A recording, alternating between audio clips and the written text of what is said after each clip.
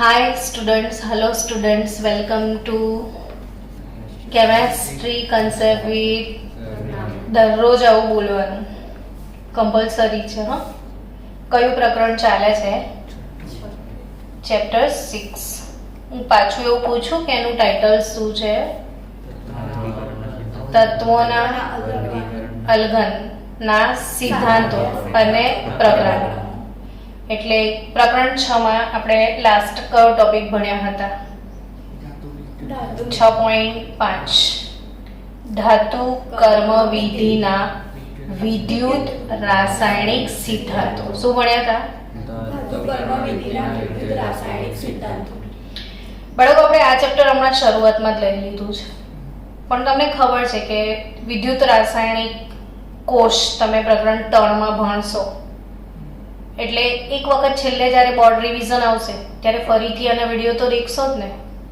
હજી વધારે કન્સેપ્ટ જેમ જેમ રિવિઝન કરશો ને એમ વધારે મજા આવશે. ધીરે ધીરે પાકું થતું જશે. આજે આપણે 6.5 નો જે ટોપિક હતો એને થોડો કન્ટિન્યુ કરવાનો છે, પછી નેક્સ્ટ ટોપિકમાં જવાનું છે. તો ગઈકાલના ટોપિકનું રિવિઝન લઈ લઈએ. શું ભણ્યા હતા છેલ્લે? કોઈને યાદ હોય તો હોલ હેરોલ્ડ પ્રોસેસ. બરાબર? એટલે ફટાફટ અંદરથી આન્સર નીકળવો જોઈએ કે માર્ટિન હોલ, પોલ હેરોલ્ડ, એક 22 વર્ષના, એક 23 વર્ષના, બંને અલગ અલગ કન્ટ્રીના વૈજ્ઞાનિક છે. એક સેમ કન્ટ્રીના બી નથી, પણ બંનેની મેથડ સેમ હતી એટલે બંનેનું નામ આપ્યું છે. હોલ અને હેરોલ્ડે શું શીખાયું? મોસ્ટ આઈએમપી વાત તો એમની જે ચાવી રૂપ પાયાની વાત હતી ને એ હતી કે એલ્યુમિના જે છે એનો ગલન બિંદુ બહુ જ ઊંચો હતો અને એટલા ઊંચા ગલન બિંદુ એને પીગાડીને એટલા ઊંચા તાપમાને એનું રિડક્શન કરવાનું કામ બહુ જ મુશ્કેલ હતું. તો એમણે કયો આઈડિયા આપ્યો એલ્યુમિનાને પીગાડવાનો? કોણ કહેશે? હા, ક્રાયોલાઇટ. એનો ફોર્મ્યુલા Na3Al F6. ક્રાયોલાઇટ નો ફોર્મ્યુલા શું? અને ફ્લોરસ્પાર CaF2. ફ્લોરસ્પાર નો ફોર્મ્યુલા એટલે આ ના વાપરો તો આ વપરાય. અને આ બંનેને ફ્લક્સ કહેવાય. શું કહેવાય? ગુજરાતી શબ્દ છે અભિવાહ. કભીવાહ, અભિવાહ. તો ફ્લક્સ એટલે શું? બોલો. અભિવાહ તો ખરું, પણ શું છે આ ફ્લક્સ?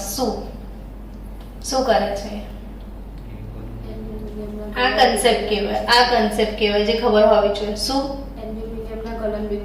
હા, તો અભિવાહ એટલે શું એમ કોઈ પૂછે તો એનો આન્સર આપો કે જે પદાર્થો ગલન બિંદુને નીચું લાવે. સમજ્યા? અભિવાહ એટલે શું? જે પદાર્થો ગલન બિંદુને નીચું લાવે. એલ્યુમિનાનું ગલન બિંદુ બહુ જ ઊંચું હતું ને, એટલે તો આપણે રિડક્શન નહોતા કરતા ને. તો આઈડિયા કોણે આપ્યો? શું આઈડિયા આપ્યો કે અભિવાહ નાખી દો. અભિવાહ શું છે? ગલન બિંદુને નીચું લાવે છે. અને અભિવાહ તરીકે શું વપરાય છે? તો ક્રાયોલાઇટ અથવા ફ્લોરસ્પાર. ને આપણે કોનું હોલ અને હેરોલ્ડ પ્રોસેસ વડે રિડક્શન કરેલું? એલ્યુમિના. તો યાદ રાખજો કે એલ્યુમિનાનું જે રિડક્શન છે એ કયું રિડક્શન થાય છે? વિદ્યુતીય રિડક્શન. એલ્યુમિનાનું કયું રિડક્શન થાય છે? વિદ્યુતીય રિડક્શન. ને આ વિદ્યુતીય રિડક્શન એ મેં લાસ્ટ લેક્ચરમાં શીખવાડી દીધું. ફટાફટ આપણે રિવિઝન લઈ લઈએ કે એનોડ પર શું મળતું હતું અને કેથોડ પર શું મળતું હતું. બોલો. તો તમે આટલું બધું જે વિચારી રહ્યા છો મને દુઃખ થાય છે. કાલ મેં ચોખ્ખું જ શીખવાડેલું ધાતુ હંમેશા કેથોડ પર જમા થાય. તમારો ટાર્ગેટ જ શું છે? એલ્યુમિનામાંથી એલ્યુમિનિયમ ધાતુને બહાર કાઢવાનો ટાર્ગેટ નથી. તમારો ટાર્ગેટ શું છે? એલ્યુમિનામાંથી એલ્યુમિનિયમ. તો એલ્યુમિનિયમ ક્યાં મળશે? કેથોડ પર. એલ્યુમિનિયમ ધાતુ કેથોડ પર જમા થશે. ક્લિયર? કેથોડ પર એલ્યુમિનિયમ ધાતુ જમા થશે એટલે Al+3 મોલ ઇલેક્ટ્રોન મેળવશે ને એલ્યુમિનિયમ બનશે. ધાતુ હંમેશા કેથોડ પર જમા થાય. ધાતુ હંમેશા ને એનોડ પર ગેસ નીકળે. કાર્બન મોનોક્સાઇડ નીકળે અથવા ને થોડા પ્રમાણમાં ઓક્સિજન, કે ઓક્સાઇડ છે ને, ઓક્સિજન ગેસ બી નીકળી શકે. આ બધા પ્રશ્નો પૂછાયેલા પ્રશ્નો છે MCQ માં, એટલે હું તમને રિવિઝન આપું છું. ને બીજી એક ઇમ્પોર્ટન્ટ વાત હોલ હેરોલ્ડ પદ્ધતિની યાદ રાખજો કે 1 કિલોગ્રામ એલ્યુમિનિયમ મળે છે ને ત્યારે 0.5 ગ્રામ કાર્બન ખવાઈ જાય છે. કાર્બનનો એનોડ બનાવ્યો તો ને આપણે, એનોડ ઓગળે. એનોડ હંમેશા ઓગળે. કેથોડ હંમેશા જાડો થાય. કેથોડ પર હંમેશા કશુંક જમા થાય ને એનોડ પરથી કશુંક દૂર થાય. આ ફિનોમિના બી યાદ રાખવાની છે. તો હોલ હેરોલ્ડ વિદ્યુત રિડક્શન આવડી ગયું. હવે તમારી ટેક્સ્ટબુકમાં એક ટોપિક આપ્યો છે, નિમ્ન કક્ષાની અયસ્ક છે. એવો ટોપિક જો તો ટેક્સ્ટબુકમાં નિમ્ન કક્ષાની અયસ્ક અને ભંગારમાંથી કોપર.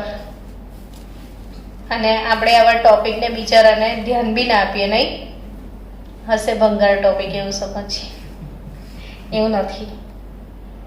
નિમ્ન કક્ષાની અયસ્ક એટલે શું એમ કહો તમને?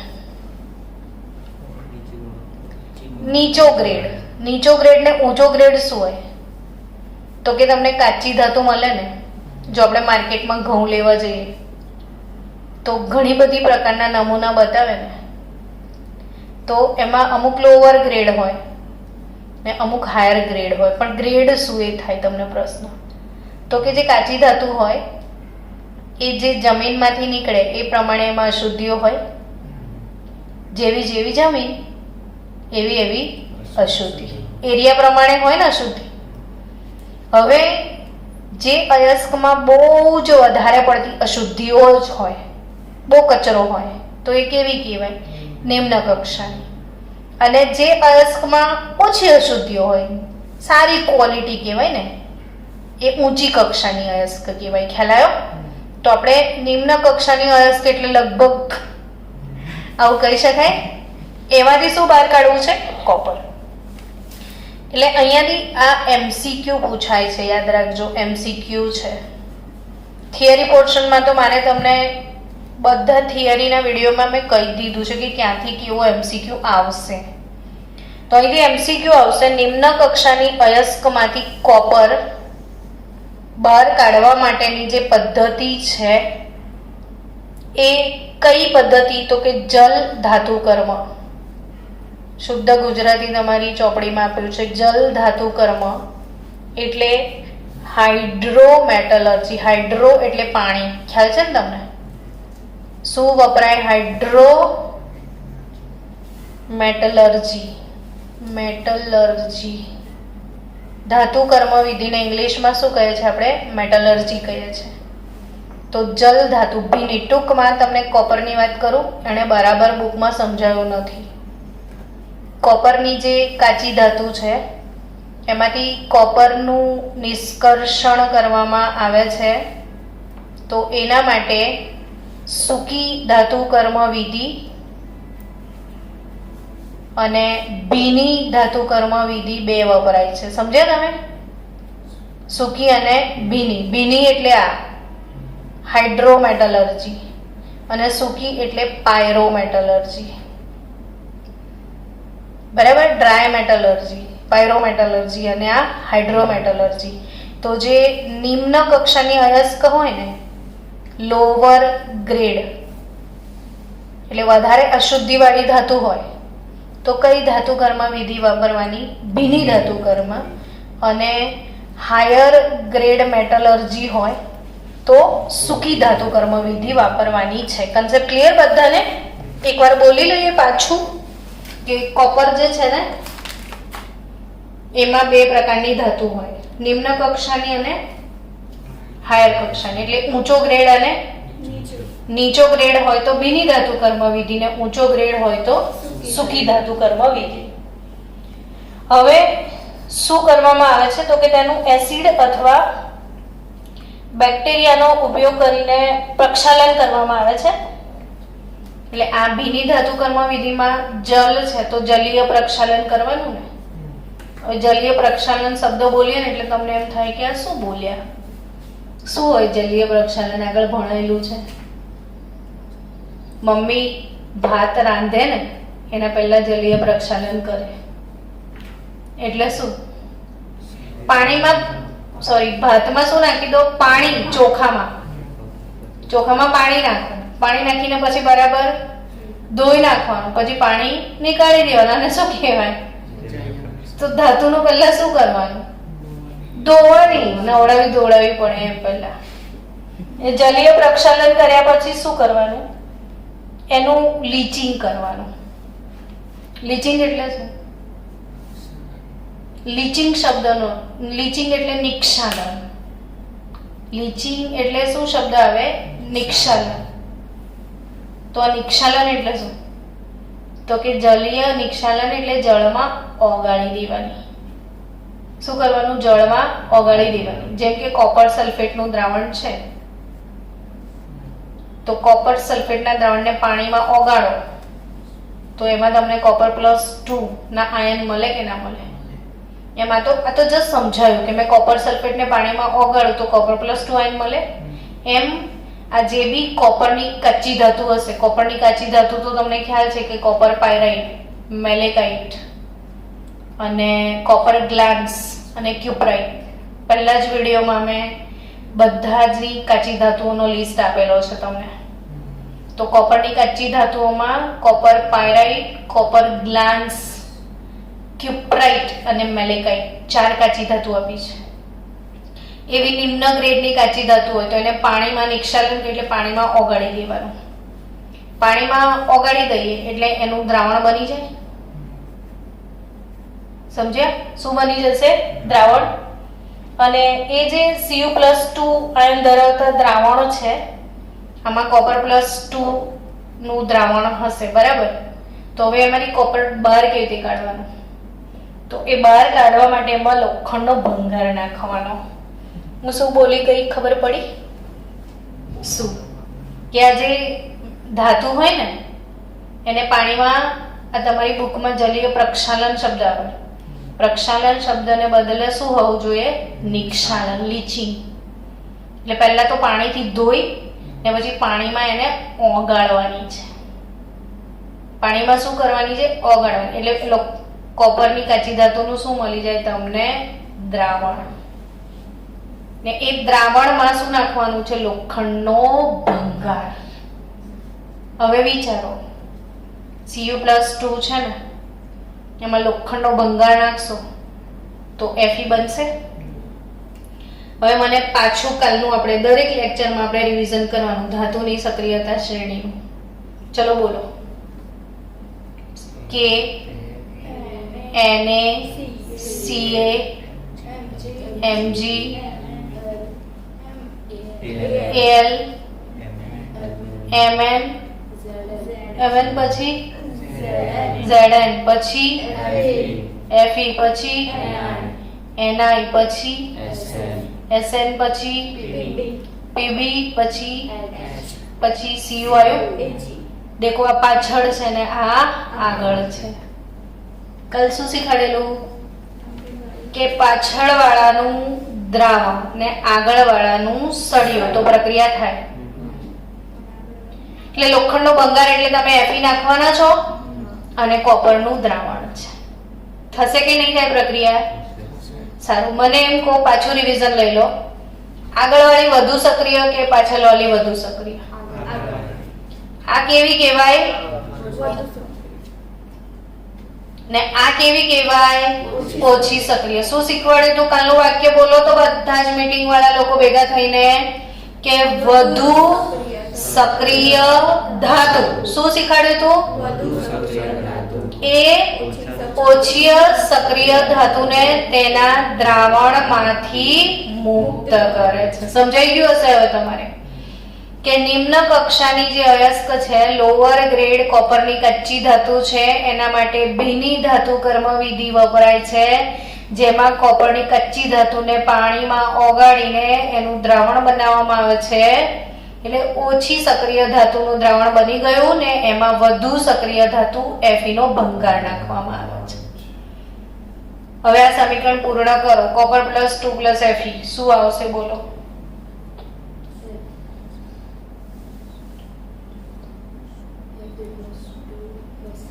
તો Fe+2 થઈ જશે ને.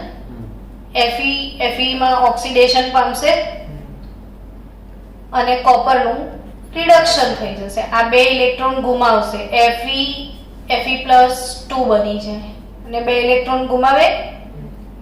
હા કે ના? ના ખબર પડે તો પૂછો મને, પણ આપણે જવા નથી દેવાનું. આ Fe નું શું થશે? ઓક્સિડેશન. ઓક્સિડેશન એટલે ઇલેક્ટ્રોન ગુમાવવાની પ્રક્રિયા. તો Fe બે ઇલેક્ટ્રોન ગુમાવીને શેમાં રૂપાંતરિત થાય છે? Fe+2 માં. ડન. એને ગુમાયા બે ઇલેક્ટ્રોન, કોણ મેળવી લેશે? તો કોપર +2 બે ઇલેક્ટ્રોન મેળવીને શેમાં જાય? કોપરમાં. આને કહેવાય વિદ્યુત રાસાયણિક સિદ્ધાંત. કોષ બને, એક બેટરી બને, એક એનોડ બને તો એક કેથોડ બને.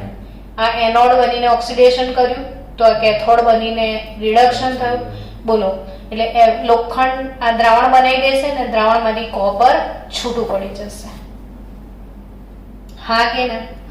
અથવા જો લોખંડનો ભંગાર ના નાખવો હોય તો કોપરથી આગળ હાઇડ્રોજન બી છે, હાઇડ્રોજન ગેસ બી નખાય ને અંદર. તો લોખંડનો ભંગાર ના નાખો તો શું નખાય? Hydrogen gas. તો Cu+2 પ્લસ હાઇડ્રોજન ગેસ લઈએ તો શું થશે? 2H plus Cu. H2 માંથી 2H પ્લસ બનીને એ બે ઇલેક્ટ્રોન ગુમાવશે. એ બે ઇલેક્ટ્રોન કોણ મેળવી લેશે? Cu+2. તો નિમ્ન કક્ષાની અયસ્ક કોપર છે, એમાં શું નાખી શકાય? ખ્યાલ? હવે બુદ્ધિ વાપરો કે કોપર થી આગળ જેટલા છે ને બધા નખાય. હાઇડ્રોજન નાખો તો બી ચાલે, લોખંડનો ભંગાર નાખો તો બી ચાલે, જો ઝિંક નાખો તો ચાલે કે ના ચાલે? ચાલે. હવે બધાને પ્લાસ્ટર થઈ ગયું મગજમાં. આ શ્રેણી સિવાય છૂટકો નથી. હજી 25 વાર શીખવાડીશ આ શ્રેણી આગળના બધા વિડિયો લેક્ચર્સમાં કે વધુ સક્રિય ધાતુ ઓછી સક્રિય ધાતુને તેના દ્રાવણમાંથી મુક્ત કરી શકે છે. તો કોપરના દ્રાવણમાંથી કોપરને બહાર કાઢવું હોય તો આગળનું કશું પણ લેવાય. ખબર પડી? આ વધુ સક્રિય ધાતુ હોય ને એમના રિડક્શન પોટેન્શિયલ હોય ને એ વધુ ઋણ હોય. આ વાક્ય બી યાદ રાખજો. વધુ સક્રિય ધાતુના રિડક્શન પોટેન્શિયલ વધારે ઋણ હોય. તો ઝિંક છે વધારે સક્રિય છે, એનો રિડક્શન પોટેન્શિયલ -0.76 વોલ્ટ છે. ને કોપર ઓછી સક્રિય છે, એનું રિડક્શન 0.34 વોલ્ટ છે અને એ બી ધન છે. તો શું સમજીએ વાક્ય કે વધારે સક્રિય ધાતુના રિડક્શન પોટેન્શિયલના મૂલ્યો વધારે ઋણ હોય અને ઓછી સક્રિયના ઓછા ઋણ. ડન. ફરી એકવાર બોલો બોલો બોલો બધા. વધુ સક્રિય ધાતુના રિડક્શન પોટેન્શિયલ વધુ ઋણ હોય અને ઓછી સક્રિય ધાતુના રિડક્શન પોટેન્શિયલ ઓછા ઋણ હોય. હવે તમારી ટેક્સ્ટબુકમાં કોડો નંબર 6.4 આવે છે કે એક જગ્યા પર નિમ્ન કક્ષાની કોપર અયસ્ક પ્રાપ્ય છે. ક્વેશ્ચન શું છે? એક જગ્યા પર નિમ્ન કક્ષાની કોપર અયસ્ક પ્રાપ્ય છે. ઝિંક અને આયરનનો ભંગાર પણ છે. તો આ બંને ભંગારમાંથી કયો ભંગાર નિક્ષાલન કરેલી અયસ્કનું રિડક્શન કરવા માટે વધુ યોગ્ય હશે? નિમ્ન કક્ષાની અયસ્ક છે ને કોનો કોનો ભંગાર પ્રાપ્ય છે? ઝિંકનો બી છે અને એફીનો બી છે. તો બોલો, આન્સર આપો.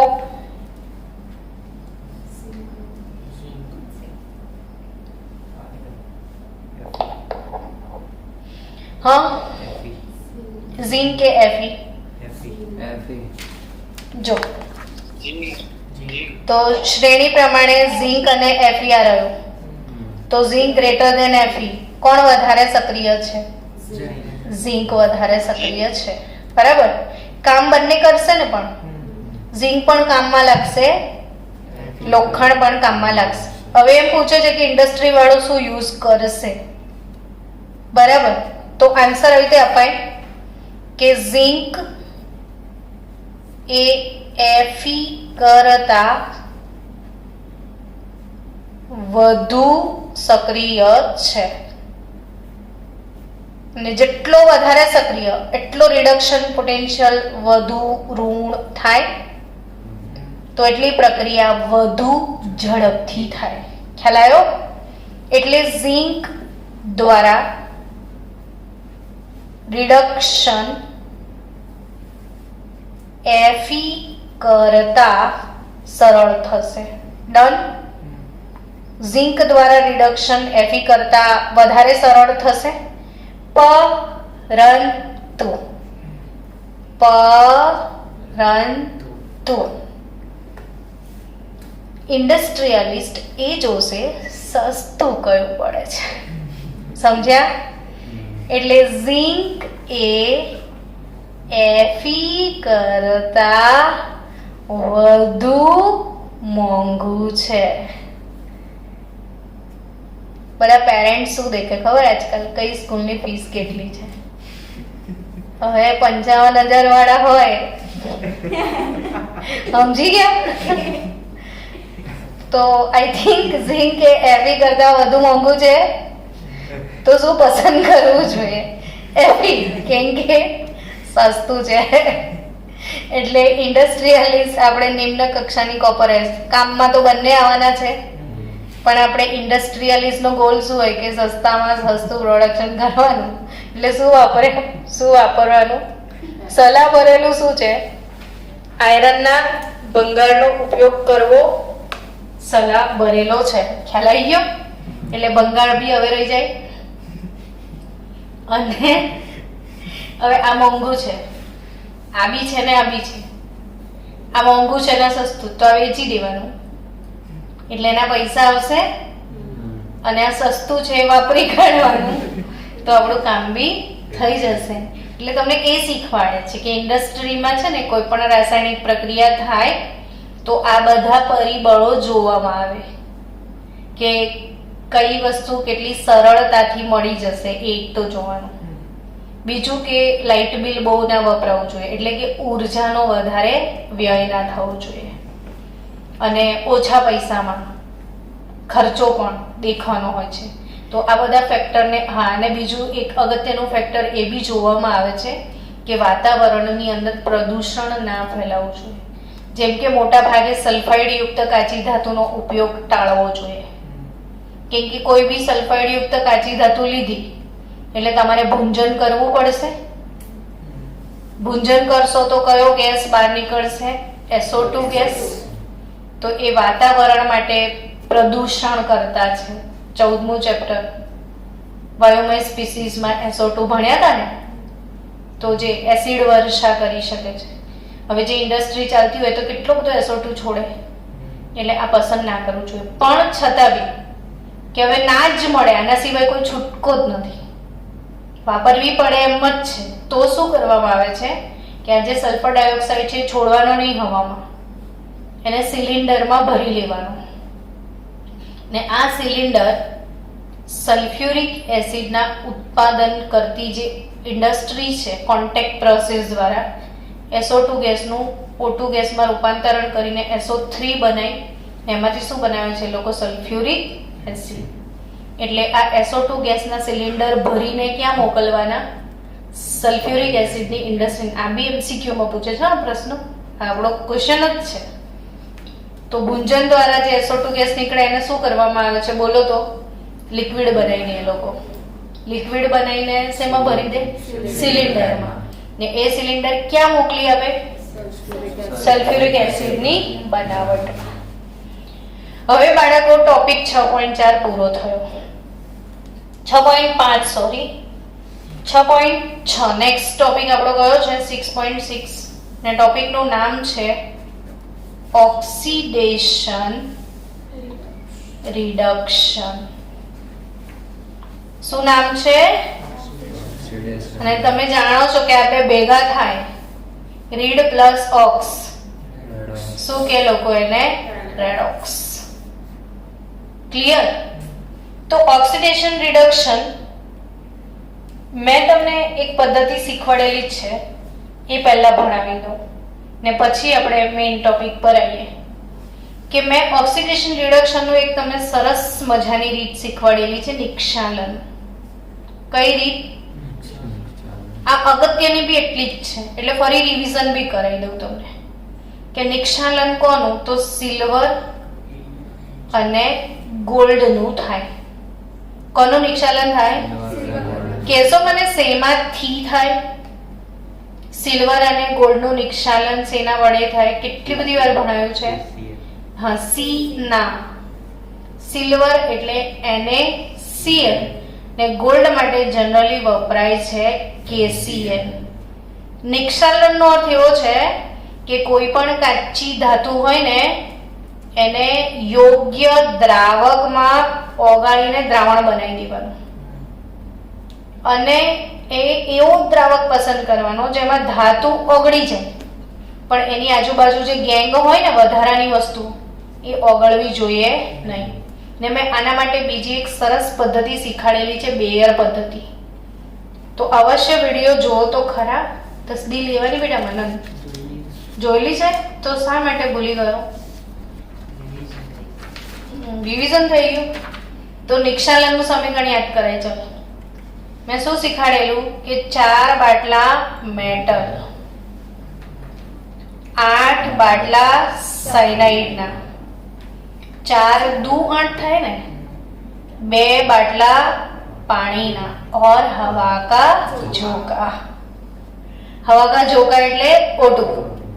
હવે કોણ કહેશે શું બન્યું હતું? એટલે આ ધાતુ છે ને સાયનાઇડમાં ઓગળી જાય ને એક સંકીર્ણ સંયોજન બનાવે છે, મેટલ Cn ટ્વાઇસ માઇનસ, એ બી 4 મોલ. 4 મેટલ તો 4 મોલ જ હોય. સમીકરણ હંમેશા વિદ્યુત ભારની દ્રષ્ટિએ બંને બાજુ બેલેન્સ હોવું જોઈએ. આ બાજુ -8 વીજભાર છે, આ -4 વીજભાર તમે બેલેન્સ કર્યો, હજી બીજો નેગેટિવ વીજભાર આવવો જોઈએ -4. થઈ ગયો -4 -8. આ બી શીખવાનું. હવે આ જે ધાતુ હતી Ag અથવા એનું સંકીર્ણ બન્યું ને, કયું સંકીર્ણ બન્યું? AgCN ટ્વાઇસ માઇનસ અથવા AuCN ટ્વાઇસ માઇનસ. એટલે સોના ચાંદી દ્રાવણમાં જતા રહે, પણ દ્રાવણમાંથી બહાર કેવી લાવવાના? બોલો. તો દ્રાવણમાંથી બહાર લાવવા માટે વિદ્યુત રાસાયણિક સિદ્ધાંત, ઓક્સિડેશન રિડક્શન વાળો ફંડા. તો આ જે દ્રાવણ છે, હમણાં તો કેટલી બધી કલાકથી આ તો શીખવાડું છું, વધુ સક્રિય ધાતુ ઓછી સક્રિય ધાતુને તેના દ્રાવણમાંથી મુક્ત કરે છે. તો આ AgCN ટ્વાઇસ માઇનસ નું દ્રાવણ લઈ લીધું. આમાં વધુ સક્રિય ધાતુ તરીકે હું ઝિંક નાખી દઉં. કારણે યાદ શીખવાડું છું ને 2 દિવસથી. શું નાખી દઉં? ઝિંક. તો ઝિંક દ્રાવણમાં જતું રહેશે. અને દ્રાવણમાંથી સિલ્વર બહાર આવી જશે. તો ઝીંક કયો કરતા કહેવાય? તો મેટલ Cn ટ્વાઇસ, મેં Ag લીધું ને, AgCN ટ્વાઇસ માઇનસ છે. શું નાખી દઉં અંદર? ઝીંક. આ 2 મોલ લઉં તો સંકીર્ણ બનશે ZnCN4 થઈ જશે. 2 છે ને, 2 2 4 અને એનો વીજભાર -2 થઈ જશે -1 માંથી, અને દ્રાવણમાંથી 2 મોલ Ag બહાર જશે. ઝીંક દ્રાવણમાં જતું રહેશે, દ્રાવણમાંથી Ag. તો અહીંયા ઝીંકનું રિડક્શન કરતા છે ને, જે બીજાનું રિડક્શન કરે તો ઝીંકનું પોતાનું ઓક્સિડેશન થશે. તો એ ઝીંક જે છે એ ઝીંક ક્યાં જશે?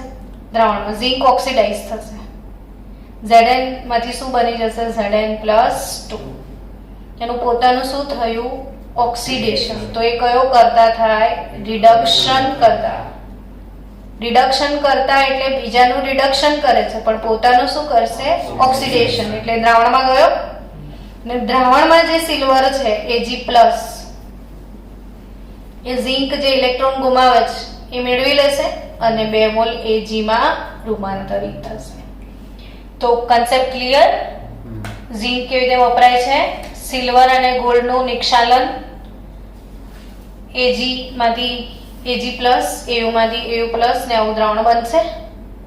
હા કે ના? ખબર પડી કે ના પડી? Ag માંથી Ag+ બની જાય, Au માંથી Au+ અને આ સંકીર્ણ બનશે. સંકીર્ણમાંથી Ag+ માંથી Ag ને Au+ માંથી Au લાવવાનું છે. પહેલા શું થયું? આ બંનેનું ઓક્સિડેશન થયું. હવે એનું શું કરવાનું? પાછું દ્રાવણમાંથી બહાર લાવવા માટે રિડક્શન. દ્રાવણમાં લઈ ગયા ત્યારે શું કર્યું? ઓક્સિડેશન. હવે બહાર કાઢવા માટે એટલે પ્રિન્સિપલનું શું નામ થાય? Oxidation reduction. હવે આ જ ઓક્સિડેશન રિડક્શનમાં બીજી એક મોસ્ટ ટાઈમ્પી પદ્ધતિ છે, આપણે આજે નહીં અને કાલે શીખીશું.